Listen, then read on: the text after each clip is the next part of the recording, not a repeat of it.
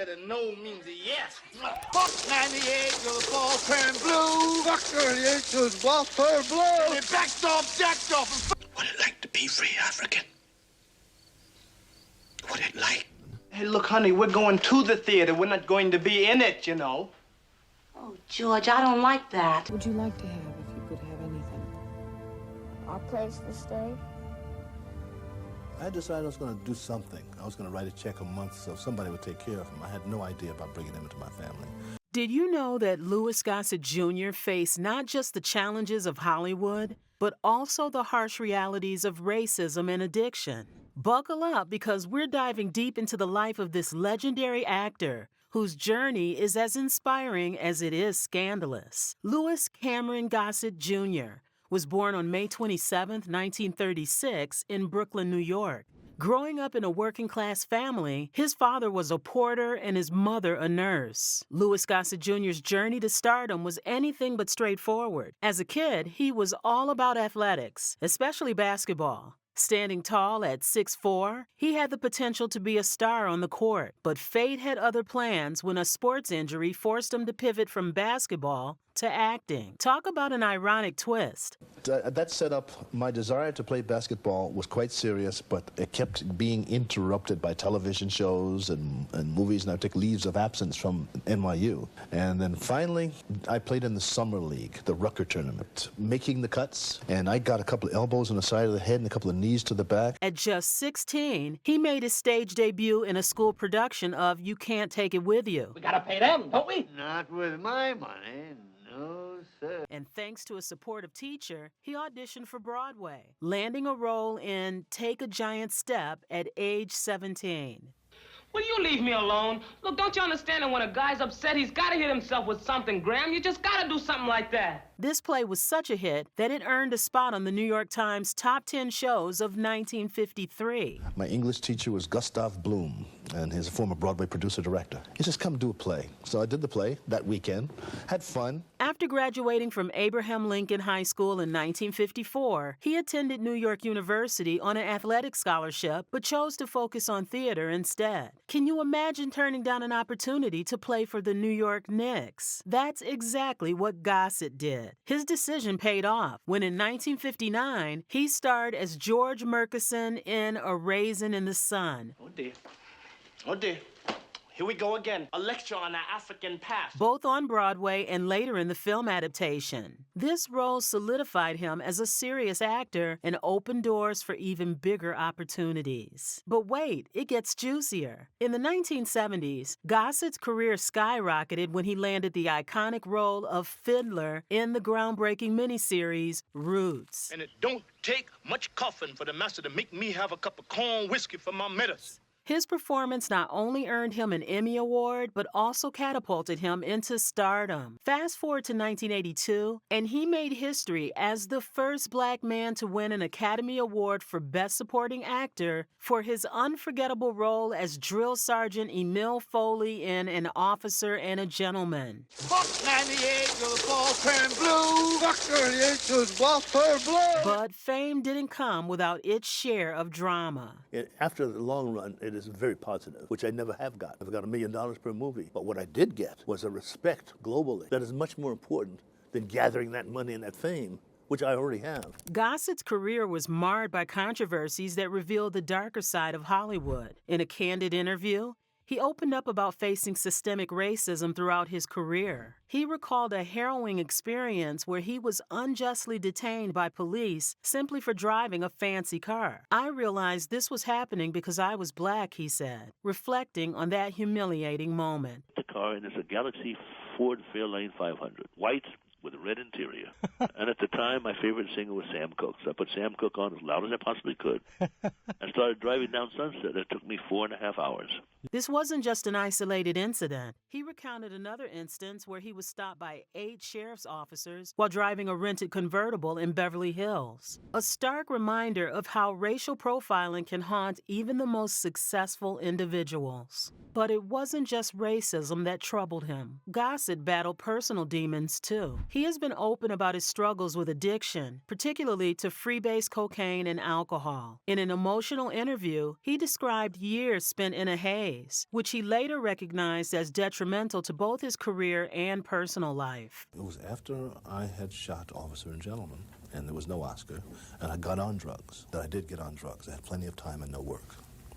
I had to fight my way back from that darkness, he admitted during a discussion on the impact of drugs on his life. After winning the Oscar for An Officer and a Gentleman, you'd think Hollywood would be rolling out the red carpet for him. Instead, he found himself waiting for offers that never came. I was left with a lot of time on my hands, he lamented. The bitterness grew. He felt like his own worst enemy. What more can I do? Where's the light at the end of the tunnel? Those thoughts led him down a rabbit hole of substance abuse that nearly cost him everything. However, the drama didn't stop there. In his autobiography, Gossett revealed a scandalous court battle with one of his ex-wives who accused him of giving cocaine to their children. This shocking allegation painted a troubling picture of his personal life during turbulent times and raised eyebrows across Hollywood. And there's the infamous incident at Sharon Tate's house in 1969. After partying with members of the Mamas and the Papas, Gossett narrowly escaped the tragic murders committed by Charles Manson's followers. There had to be a reason for my escaping this bullet, he reflected later, hinting at a sense of destiny or purpose that kept him alive during such tumultuous times.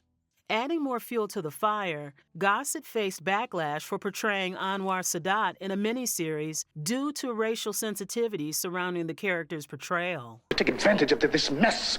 You must salvage what you can, and you damn well better do it now. Critics argued that casting a black actor as Sadat revived racial tensions in Egypt, a controversy that overshadowed the production and raised questions about representation in Hollywood. Gossett's family life wasn't without its trials either. He has 2 sons, but has often spoken about the challenges of balancing fatherhood with an acting career that demanded so much of his time. The pressures of Hollywood took their toll on his relationships, leading to difficult conversations about commitment and sacrifice. His first marriage was to Hattie Glasgow. It ended in annulment. Talk about awkward. Then came Christina Mangozing, with whom he had a son named Sadie. Their marriage lasted only 2 years before they divorced amid rumors of infidelity on both sides. Gossip columns were rife with speculation about whether Gossett's rising fame led to temptations that strained their relationship. Gossett's third marriage to Cindy James Reese also ended in divorce after 5 years. The couple adopted a son named Sharon, but whispers circulated about Gossett's parenting style being overly strict. You want to live with me? That's what came out of my mouth. I said, yeah. And that's been history of this. So I have 2 wonderful sons. Leading to tension within their family dynamic. He wanted to be both father and friend, one insider revealed, suggesting that this dual role often led to confusion for his children. Despite these challenges, Gossett remained dedicated to making a difference off-screen. He founded the Eracism Foundation to combat racism and promote cultural understanding among young people. We need to create a world where racism doesn't exist, he passionately stated. So when I first started, it was very unpopular. And I did not work in our industry because I was stepping on toes. Surely. But it means what it means. We cannot survive without one another in this country, Yes. indeed this planet. The loss of friends and colleagues weighed heavily on him, too. Gossett has seen many talented individuals succumb to addiction or violence in Hollywood, which only fueled his desire to advocate for change. His own health battles included a diagnosis of prostate cancer in 2010, which he bravely fought through while continuing to work. In March 2024, news broke that Louis Gossett Jr. had passed away at the age of 87. His family announced his death but did not disclose the cause, leaving fans heartbroken yet grateful for the legacy he left behind. Lou Gossett Jr. has died. This is a live picture from Hollywood, a shot of Lou Gossett Jr.'s star on the Hollywood Walk of Fame. Gossett was the first black man to win an Academy Award for Best Supporting Actor for his role in the 1982 film An Officer and a Gentleman. So, what will Louis Gossett Jr. be remembered for? Beyond his Oscar-winning performance in An Officer and a Gentleman, he will be celebrated for breaking barriers as one of the first black actors to gain significant recognition in Hollywood. His portrayals of Fiddler and Roots remains iconic, showcasing not just talent but resilience in the face of adversity. At the time of his passing, Gossett's net worth was estimated at around $5 million, a testament to a successful career spanning over 6 decades, filled with highs and lows alike. Even in his later years, Gossett continued to work on projects that resonated with him personally. His recent appearances included roles in 2019's Watchmen, Now you know everything. and 2023's The Color Purple, proving that ageism is another battle he fought against fiercely. I'd die before I let that happen. Good.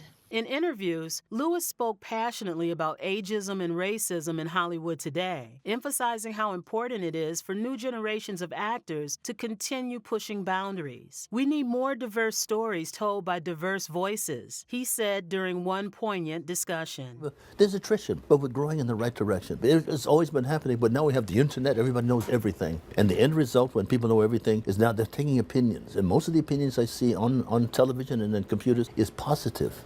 As we reflect on Louis Gossett Jr.'s life, filled with triumphs but also marked by struggles, it's clear that he was more than just an actor. He was a trailblazer who used his platform to advocate for change while navigating the complexities of fame. Louis Gossett Jr.'s story is one of resilience against all odds, a narrative that reminds us all of the power of perseverance and passion in an industry fraught with challenges. So what do you think? Were you surprised by some of these scandals? Do you think they overshadowed his achievements or added depth to his story? Drop your thoughts in the comments below. And if you enjoyed this deep dive into Louis's life, filled with highs, lows, and everything in between, make sure to hit that like button. Don't forget to subscribe for more juicy gossip from Hollywood's past and present. Who knows what other secrets we'll uncover next?